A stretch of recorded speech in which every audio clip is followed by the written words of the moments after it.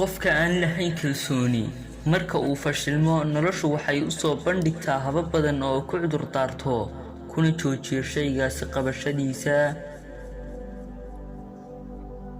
qof kasta oo kalsooni lahi ma ahin mid caqli badan, maxaa yeelay waxaa jira qaar doqmo ah balse kalsooni leh. waxaa kaloo jira kuwa caqli iyo garaadba u saaxiiba balse aanan cabiri karin dareenkooda kalsooni darro awgeed.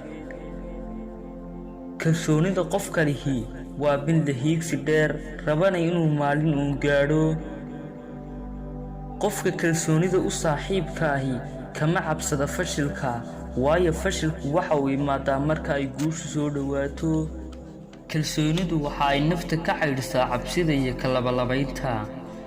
aamin oo ku kalsoonow nafsadaada si aad u noqoto mid lagu kalsoon yahay.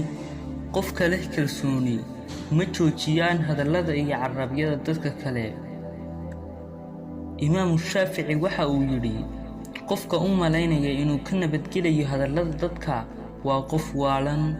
sababta oo ah ilaahi kownkan abuuray ayay wax ka sheegeen, nebigeennii suubanaa ayay ku tilmaameen sixiroole. haddaba aya kale ayaa ka hamaan helaya oo labadaasi ka sokeeya.